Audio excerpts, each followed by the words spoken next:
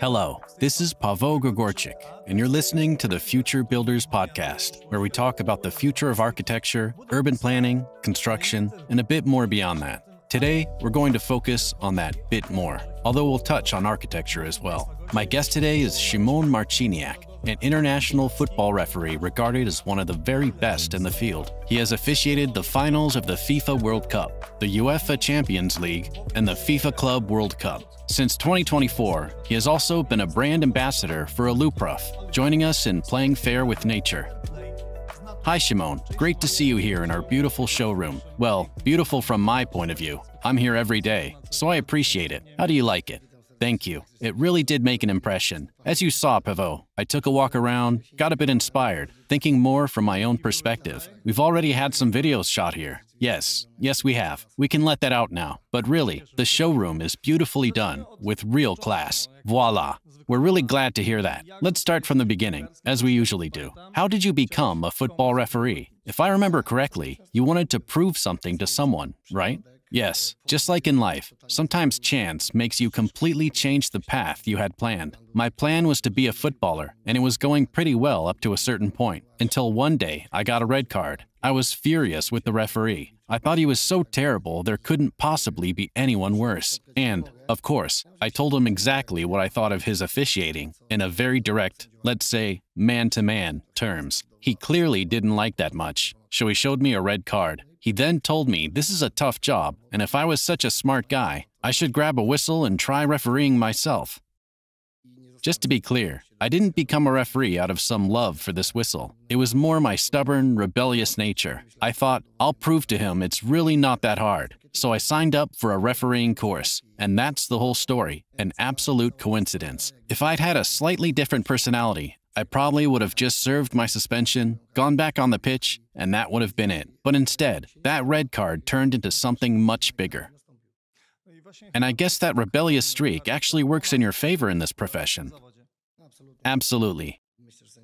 I think refereeing isn't for everyone. Sure, anyone can become a referee. I always encourage people to give it a try. But without the right mindset, the right attitude, probably that same rebelliousness and self-confidence, you can't make it to the very top. You won't be refereeing the biggest matches, facing the greatest players, who, to be honest, are often the least pleasant to deal with. That's because the pressure in games between the top clubs, combined with the huge egos of some players at that level, is enormous. They expect everything to go their way. And those big clubs have massive fan bases, many of them fanatics, who often don't care whether a decision was right or wrong. They'll go online afterwards and vent their hate. Referees who are a bit less resilient might read it, let it get to them, and it can leave a mark in their minds. I always say the best answer to a hater is a smile, and then heading to training. Step into the ring. That's my escape. When I get in there, put in my mouthguard and gloves, I stop thinking about anything else. Because if you're distracted in the ring, you might get hit in the head. That's how you let off steam? Absolutely. You know, a match stays with you for about 24 to 48 hours. With the experience I have now, it's really 48 hours and then I completely forget about it, because the next game is already around the corner. And I always say, in any profession, there's no point in dwelling on the past. What we said a minute ago is already history. We can only influence what's going to happen in a moment, tomorrow, or the day after. I've learned that, my team has learned that, and with the number and caliber of matches we do, this is a crucial part of refereeing. Being able to reset, clear your head, forget, and not read the comments. What does that mean in practice? Of course, self-analysis is important, just like in any job. Reviewing the game, looking at the stats, getting feedback, that's the foundation for improvement. No one's a machine. I make mistakes too. That's part of the job. Every referee makes mistakes. The best ones just make the fewest. So yes, analysis is key, but that mental reset is just as important. And there's another really important point here. The reset is essential so you don't carry a previous match in the back of your mind. If someone gave you a hard time in one game, they need to start with a clean slate in the next one, right? That's how you approach it? I think I'm fortunate to have the kind of personality that helps with that. I don't like holding grudges. And even if there's an unnecessary clash with a player during a match, it usually gets resolved pretty quickly.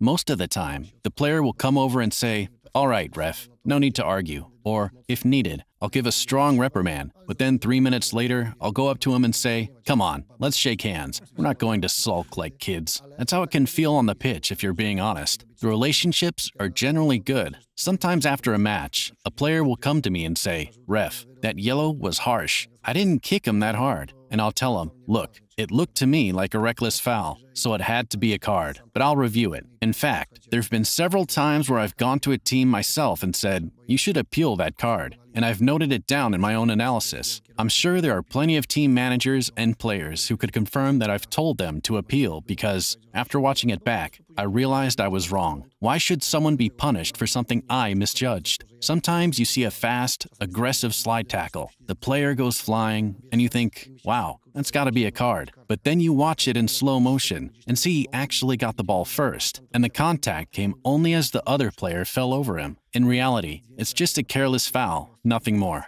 You have to remember, cards add up. A 4th or 7th yellow means a suspension, fines, missing important matches. I have no problem correcting myself if it means a player can get back on the pitch. Many of them have come back later, shaken my hand, and said, thanks, ref, big game, and I would have been stuck at home. Those moments happen, and they build a lot of mutual respect. You mentioned players' egos earlier. And you've had the privilege of refereeing in an era where two of football's biggest icons, Ronaldo and Messi, were competing head-to-head. Now they're both slowly approaching the end of their careers. Tell me, how do you deal with egos that big? They know they're adored by millions, watched by billions during the World Cup. How do you handle that? I mean, those stadiums can barely contain egos of that size. Yes, absolutely. Like I said earlier, the biggest stars have the biggest egos, and they're very hard to manage because they've been spoiled, pampered by fans, especially the fanatics we talked about. Of course, there are plenty of normal supporters, but there are also fanatics who are completely unhinged. These are people who simply aren't rational. They don't care whether a decision is right or wrong. Sometimes I see posts after a match where even if their team has won, they'll still write things like, you're this, you're that, we'll kill you, just because their player got fouled, and so on. Fanaticism. Exactly. And in those cases, you just flush it away, so to speak, and forget about it. There's no other option. But like I said earlier, you really need the right temperament and mental toughness for this job. You have to be confident, and yes, you need to have a fair amount of ego yourself. Early on, when I just reached the elite level, I used to read fans' comments saying I had a big ego, and I'd always tell people, imagine standing in a stadium with 90,000 spectators, surrounded by megastars earning tens of millions. You've read about Neymar making $100 million a season at Al Hilal, Ronaldo $250 million. Let's be honest, in their eyes, we're just pawns in this game. Many players will say things like, do you know how much I make? Or, who do you think you are to me? Or they'll ask, how much do you get for a match? My answer is always the same, probably 1/100th of what you earn. But do you want me to show you what I can do in 5 seconds? And then their expression changes pretty fast. They realize there's no point trying to play games. The key is to be straightforward, honest, and absolutely serious when it's needed. They have to know you're not bluffing. I never bluff. And if I say something, it's going to happen. In the past, I had to prove that a few times, and I did. Fortunately, I don't have to anymore. Now, no matter where I go, I know the matches can be extremely difficult, with tough, controversial decisions, but players still come over to talk afterwards, and the level of trust is high. Above all, they know they need to respect me, and that's something I also demand from them. I give them the same in return, whether it's the biggest star on the pitch or just a regular starter. I think that's one of my strengths. I don't favor the big names.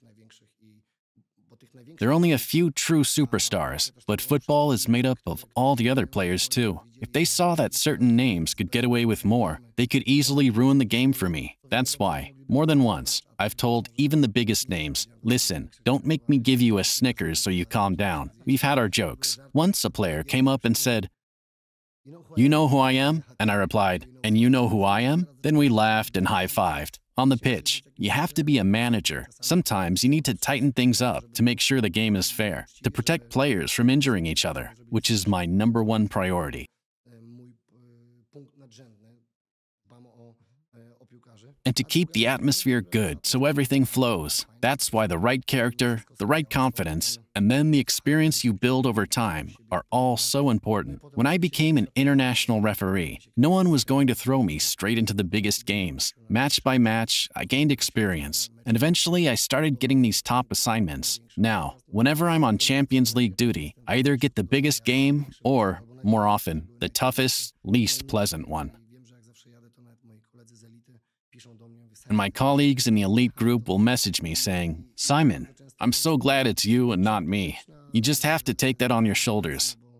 Sure, it would be nice sometimes to referee a game that ends 5-0, all one-way traffic, where even if you made a mistake, it wouldn't really matter. But usually, I get matches where you can't even blink for a second. There's always something happening, whether in the stands, in the technical areas, or on the pitch. I guess I must love that adrenaline.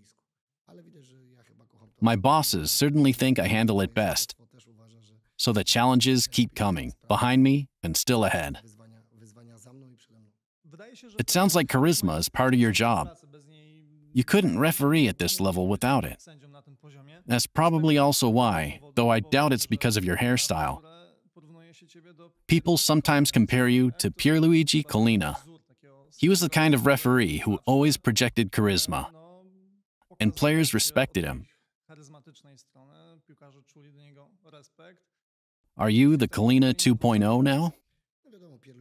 Well, Pierluigi was one of a kind, and it was a different era. Even he jokes these days that he couldn't referee in the modern game. First of all, football is so much faster now. Pierluigi was never a physical powerhouse, though he was a master at managing games and keeping emotions under control. But he officiated in a time where there were maybe 5 or 6 cameras covering a match. Today, at a big tournament like the World Cup, you've got 28 to 36 cameras, all in Ultra HD. Back then, the camera angles sometimes didn't show much. He laughs about how now you can see tiny details that were simply impossible to catch with the naked eye in his time. Still, he was an extraordinary referee and a true idol for all of us because he took refereeing to the highest level and introduced something people hadn't really seen before: serious match preparation. He'd study the teams and individual players in detail. That's standard practice now, but back then, he was the one who pioneered it. He was absolutely the leader when it came to preparation. These days, I'm lucky to be compared to him. Pierluigi himself has shown me great trust in Europe and worldwide. People even call him my godfather, or dad, as a joke. We have a strong bond because he believed in me, and I'll never forget that. He was my first real coach in the truest sense, guiding me, teaching me certain things, pointing out mistakes so I wouldn't repeat them. He was the one who appointed me to the World Cup final, and that's something you never forget. That final opened other doors, put me in a small group of referees who had done both a World Cup final and a Champions League final. Then I went further by refereeing the Club World Cup final, which created an even smaller circle. And all of that was thanks to Collina, who always knew how to give advice at just the right moment, especially when things weren't going well. That's a real skill, knowing how to step in and help when times are tough, not just when everything's going great. When things are good, everyone's your friend, patting you on the back. Other referees compare our styles, both strong personalities, a lot of confidence, reading and anticipating the game at a very high level. And then there's what I think is my masterclass skill: game management. Even Pierluigi has said that's probably my strongest asset.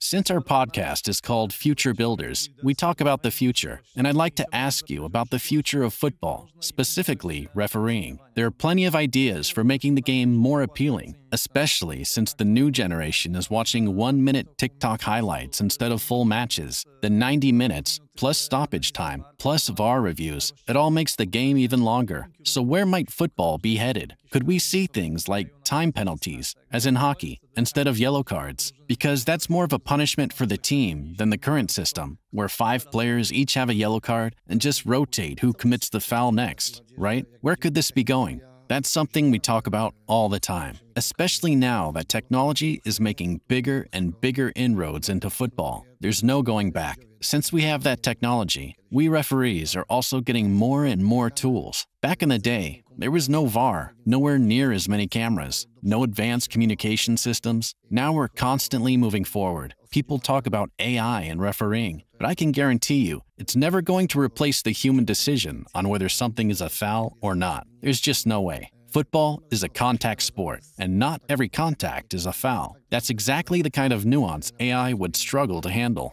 So, you're not worried about your job?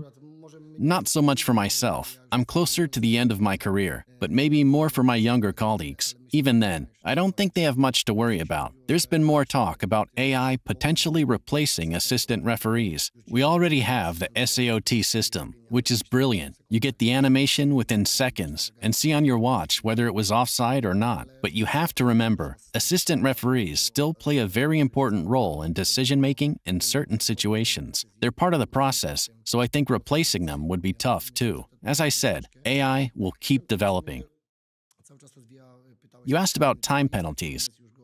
Yes, I've heard that idea, and it might be tested soon. Usually, new concepts are trialed in youth tournaments, U17, U19, U20, U21. The idea is that a player who would normally get a yellow card for a tactical foul or reckless challenge that causes an injury would have to leave the pitch for as long as the injured player is off. It's not a bad idea. Like you said, cards have their own logic. They accumulate.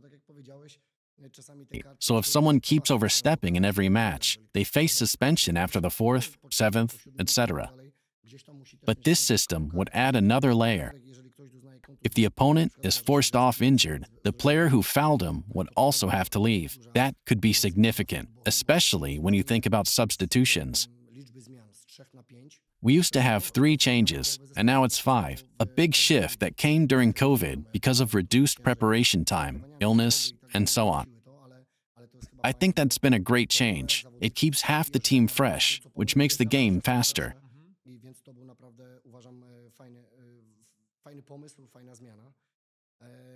But imagine you've used all 5 subs, and then a player commits a yellow card foul that forces your player off injured.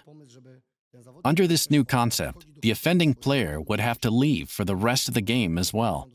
If the injured player can't continue and can't be replaced because all subs are used, then it's only fair. A yellow card alone doesn't help you if you've lost a player permanently in that match. So yes, there are some interesting ideas worth exploring. Of course, it's IFAB, working with FIFA and the confederations, UEFA, CONMEBOL, CONCACAF, that would look at them. But some of these concepts are genuinely promising. There's even been talk of removing the offside rule, but that never really took off. Some teams would leave 2 players hanging in the back, like we used to say on the playground, goal hanging, and it stretched the game in a way that wasn't great. The reason matches are so fast today is that the pitch, the play itself, is very compressed. Players operate in tight spaces, and one quick pass can spark a lightning-fast counterattack. That dynamic would disappear without offside, so that's not going to change. What we are seeing more of, though, are technology tests. Before the Polish Cup final, I tried wearing a chest-mounted camera during warm-up to see what it would capture. I think that could be part of the future, showing viewers exactly what a referee sees. Sometimes I hear fans say, "He was standing right there and didn't see it." But if you're looking at a player's back and the ball is handled in front of him, you can't possibly spot it.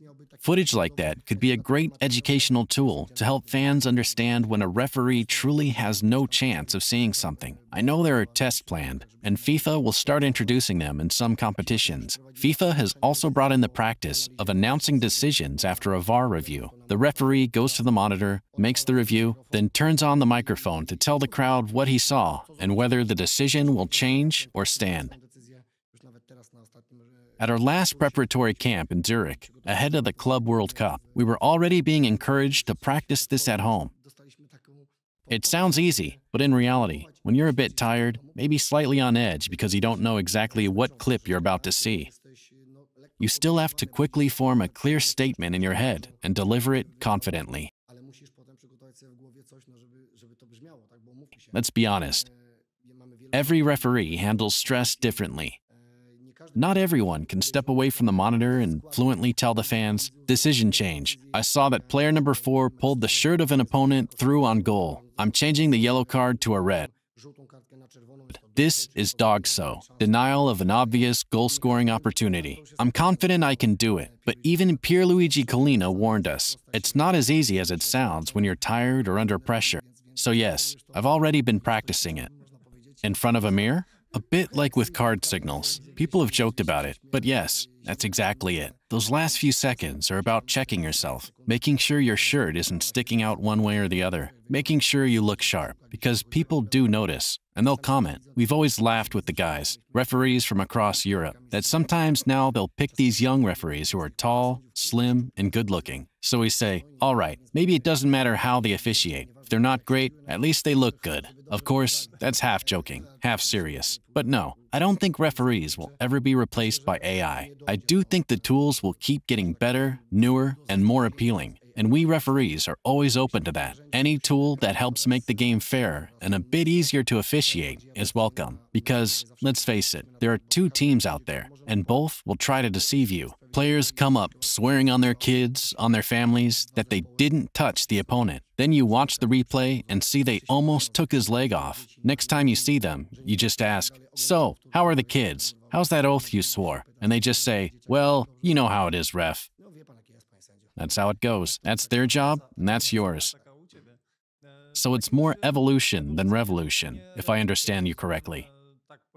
That's how things should develop in football. But let's be honest, refereeing is full of controversy. Depending on our emotional attachment to a team, we're going to judge your decisions differently. Have you ever had calls where not even VAR could help you? Because the situation was too borderline? Either way you could go, and you had to make the call yourself? And have you ever looked back and thought, you know what, today I'd go the other way? Of course, there are plenty of decisions where, if I'd had VAR back then, I would have gone to a monitor and changed my call. That's just logical. There isn't a referee in the world, Pierluigi always reminded me of this, who hasn't had their share of poor games from that perspective. Even he, the best referee in the world in my eyes, would sometimes be ranked 12th or 7th in Italy. It's a paradox. When you're working in your own league, people tend to complain more and expect you to be flawless. And yes, with the number of matches I do, it's inevitable. In the past, referees had far fewer games. There was no full-time profession. So if you officiated once every 2 or 3 weeks, you had far fewer chances to make a mistake. For me, it's week after week, one of the top or toughest games in the Polish league, and 3 days later, a top or toughest Champions League match. A few days after that, I might be invited to another league. They used to get maybe 1 big match a month. I do 8 or 9 in that time. So the chance of making mistakes goes up. Absolutely. It's much higher. On top of that, I've also been used as a VAR referee. Thankfully, I've managed to step away from doing VAR in Europe. I simply explained that I didn't want to do it anymore. It's too much. I'm glad Roberto Rossetti understood and gave me the freedom to say no. Here's how it works these days. The bigger your name, the more it follows you, whether you're on the field or in the VAR booth. If I'm refereeing on the pitch and I have a VAR, doesn't matter who it is. Whether they call me over or not, I still get criticized. It's a joke. If I'm on VAR and I don't call the referee over because I feel the footage isn't conclusive, there's a gray area. Then people don't blame the on-field referee. They blame me. And if I do call them over, they watch it and change their decision. Who gets the blame? Me again. It's unbelievable. Always in the spotlight. That's the weakness of people who just want to criticize or hate for the sake of it. I don't know why. We have to focus on doing our job. I always tell referees we have to stick together. It's a bit like our own church. Whether we're in training or not, there will always be people who leak things to undermine this little family of ours. And it's not an easy family because, as you've said yourself, this is a very thankless job. You can have, like I often do, dozens of matches refereed really well, and then you go into one game where you make a decision that's not necessarily wrong, but it's controversial. Say, a handball with the arm slightly away from the body. For one team and its fans, that's absolutely not a handball. They'll say, "Come on, Mr. Marciniak, you can't give that." Then you turn to the other side and they say, "That's 100% a handball. If it had been against us, you'd have called it." I remember Pierluigi once told me, or maybe it was Massimo, Simon, the ones who criticize you the most should be ashamed, go to church, and put in a generous donation because they've never actually been out there on the pitch. That's your advantage. You're the one in the middle. They can only watch it on TV. That's the difference. So I don't react to that kind of talk. I've never really let it bother me because I know that sometimes people who've finished refereeing suddenly forget they were referees at all. They start doing it for show, go on TV and tell stories about what they would have done. And yet, when they were on the pitch, players today could tell you exactly what it was like when they were in charge. I always say humility is essential in refereeing. Real humility. You have to be grounded. Be a normal person. Yes, sometimes you're officiating at the highest level, but other times you're at a different match and the decisions still have to be spot on. Everyone expects near perfection, but as we all know, there's never been anyone who could please everyone. Is there a decision you still regret to this day? One that maybe still weighs on your conscience because you feel you should have made the call the other way? My conscience has never weighed on me, and it doesn't now, because I've never cheated anyone or made a mistake on purpose. That's the difference. We're human, and sometimes people forget that and deny us the right to make mistakes. Some even say, "Oh, you refereed a World Cup final and a Champions League final, so you must have been biased," which is, of course, nonsense. I'm an athlete too, and I do everything for the players I referee. Many of them are my friends. If I could, I'd make sure every decision was the right one. But as I said, we're only human, and mistakes will happen. There is one mistake that still bothers me. Not because it was entirely mine, but because of how it happened. In a Tottenham-Juventus match, my assistant had a different viewing angle and told me play should continue. We didn't give Juventus a penalty. Mistakes without consequences are one thing, and this one had no impact on the result because Juventus won and advanced to the quarterfinals, but it was still a big mistake. Years later, Pierluigi Collina told me that was supposed to be the last Champions League match of the season, with no semi-final, but a Europa League final instead. It was 2017-2018. And that final, my first major one, slipped away because of that error. He even asked me, "You had the whistle in your mouth. Why did you listen to him?" But when you work in a team, that's how it can be. I never shifted responsibility because I'm the one in charge. I saw it and was almost certain, but I still listened. I should have stood firm and said, "No, that's a penalty." That mistake hurt because it cost me the Europa League final. But my conscience is clear. Because mistakes like that happen only for one reason. We're human. And luckily, you've refereed several other finals since then, right? And dwelling on the past wouldn't help you build that on-field charisma anyways. If you kept replaying controversial calls in your head, that kind of uncertainty could creep in.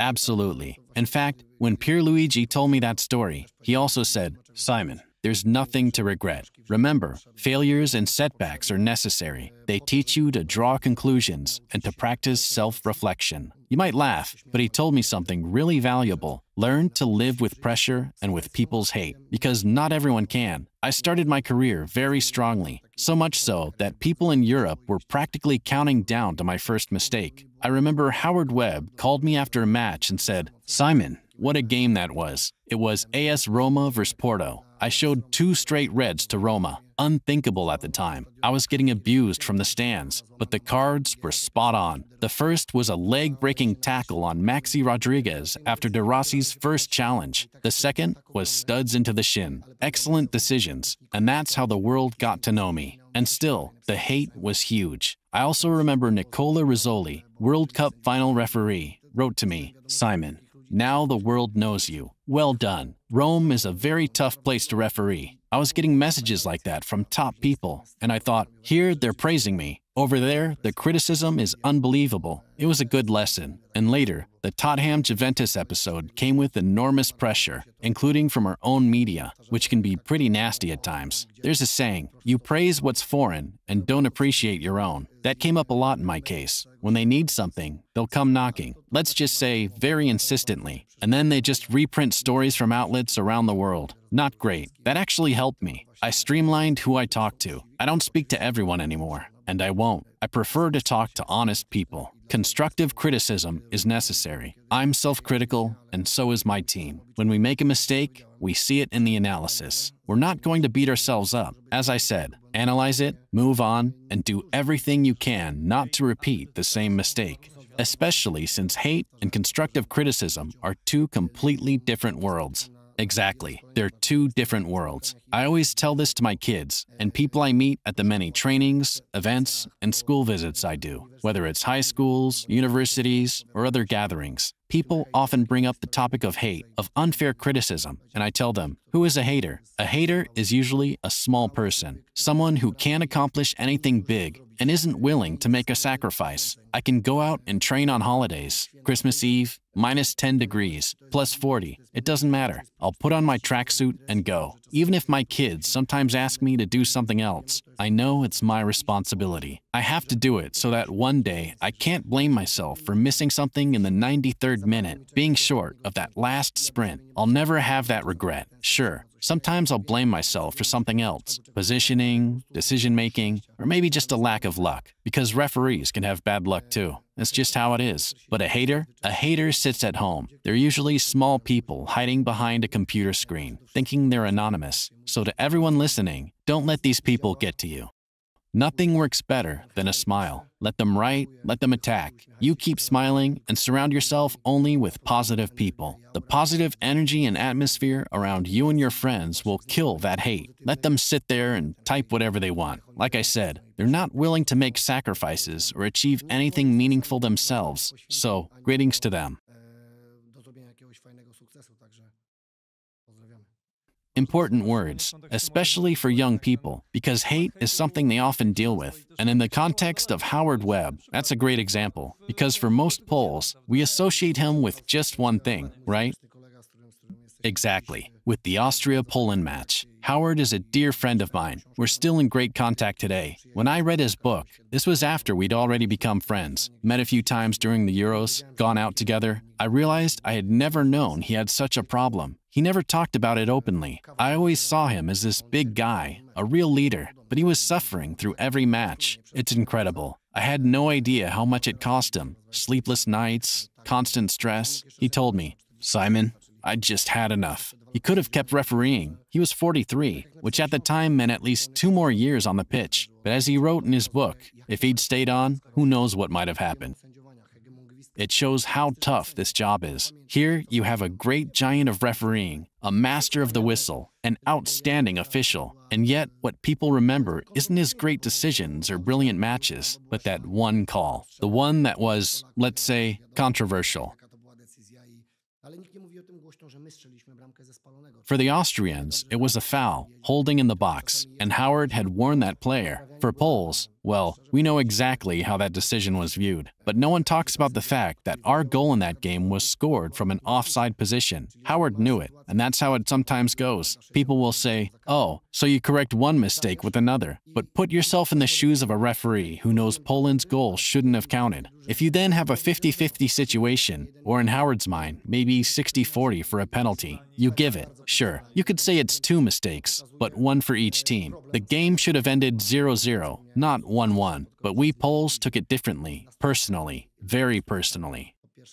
And that really shows the scale of the problem. I bring it up because when I talk with young people, teenagers or university students, the very first topic that comes up is hate. These days, many people suffer from depression. I often quote a well-known Polish actor who once said, "Let's put up a monument to depression." And it's true. The younger generation today is different from ours. Back in the day, you might have some teasing or rivalry at school, and that's how character was built. Now, kids don't even play to win. They just play so no one's feelings get hurt. I think that's going in the wrong direction. You have to learn how to lose. You have to face setbacks. And that's when the role of a coach, a teacher, a parent, or an older sibling is crucial. To say, "It's okay, keep your head up, sometimes you lose."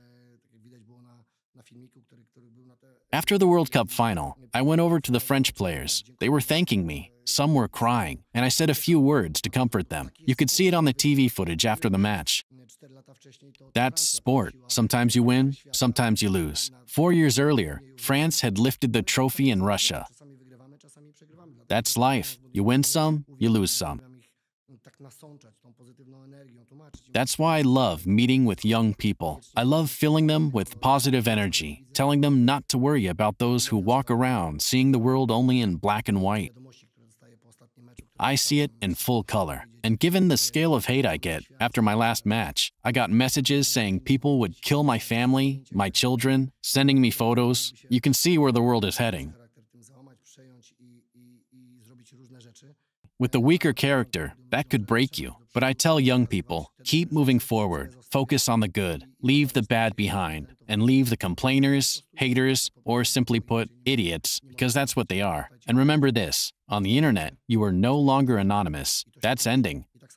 I say the same to certain commentators or so-called experts who talk nonsense after a few drinks. We'll be coming for you too. Exactly. Online anonymity is a myth, fortunately. We always talk about the future of construction and architecture, and it might seem tricky to connect that with our conversation, but where there's a will, there's a way. So let's talk for a moment about the architecture of sports venues. What's the most beautiful stadium you've ever refereed in? Oh, wow. I've been to so many beautiful stadiums that it's hard to pick just one. Each stands out for different reasons. For example, Atletico Madrid's stunning stadium, back when I first refereed there, it was still called Wanda. Absolutely top class. The acoustics, the design, the solutions they've implemented, really impressive. Then there's Real Madrid Stadium, which feels almost futuristic, right in the heart of the city. That's got its own special charm. But I also wouldn't overlook our stadiums here in Poland. We have some truly beautiful ones. Believe me, when my fellow referees from abroad come to officiate in Wrocław, Gdansk, Poznan, or at our national stadium, they tell me, "Szymon, these are fantastic venues." And they're right, they're stunning. And in many of these stadiums, you can also find Aluprof solutions. Absolutely. I only found out later, after becoming a brand ambassador, that our company provided solutions for stadiums like Lechia Gdansk, Śląsk, Wrocław, the National Stadium, and Cracovia, which is also an incredible project. It's a smaller stadium, but it doesn't need to be bigger. It's perfectly integrated into the city. It's alive every day, with shops and activity all around it. That's the ideal approach. Design a stadium smartly, with modern, functional solutions that look great, but also make sure it's in use year-round. Not a place that only opens its gates once every 2 weeks for a match, and then sits empty until the next one.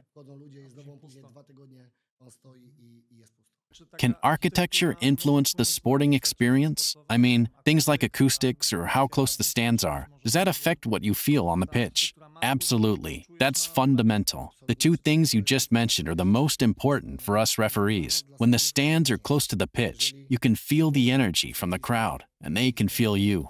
Like the English stadiums, right? Exactly. Those, or ours, or the big arenas. These days, almost every stadium is built without a running track, so the stands are close. You can really feel the fans. Sometimes I joke that a supporter could just reach out with an umbrella, hook my assistant around the neck, and say, "Put that flag down." That kind of environment makes it better to referee, and better for the players to play. Any player will tell you, when there's atmosphere, when the crowd is living every moment, you want to play. Even if you're losing, you keep chasing. If you're winning, you want to score again just to feel that fantastic energy. And the acoustics, when the design and features, like glass panels, bounce the sound back, it's unbelievable. It can make the noise feel twice as loud. A stadium with just over 20,000 seats can feel like it's shaking, like the glass might pop out at any moment. That absolutely changes the refereeing experience. Although, of course, every referee is different. I know I'm a bit unusual in this regard. The louder it gets, the more intense and angry the atmosphere, the tougher the match, the more I focus. For me, that adrenaline is pure joy. And I don't feel stress. I've never really felt it. I think mental stress has always been my #1 asset as a referee. and it helps in the toughest matches. I guess that's also why I get picked for those games. But like you said, the stadium can make a huge difference. If you have an open stadium with a running track all the way around, so you're 50 meters from the pitch, it's just not the same. Like Stadion Śląski, it was always like that. Exactly. Now it has a bit more of a roof, but it's still very, very far from the action. And you can't compare it to the closed stadiums we've mentioned, the ones we had for the Euro Championships. Those are absolutely top-class arenas, and they make all the difference. A stadium can really boost the atmosphere and even raise the level of play, because players want to run more, work harder, and everyone wants to win. Let's close our conversation with this final question. If you'd actually become a footballer and never felt the need to prove anything to anyone, you probably wouldn't have been out there in a World Cup final, right? Probably not. No, I've always kept my feet firmly on the ground. And I certainly wasn't blessed with that kind of God-given talent that would have made me immortal and seen me playing in the finals. And besides, so far in our lifetimes, our country hasn't had the honor of playing in a World Cup final. I still dream of it. I hope it's not just wishful thinking, but a dream that will one day come true. And then I'll be able to sit down, and I'm not even that demanding. It doesn't have to be the final, but if it's a World Cup quarterfinal or semifinal, I'd love to sit with a good drink in hand, watching, applauding our national team, and cheering them on.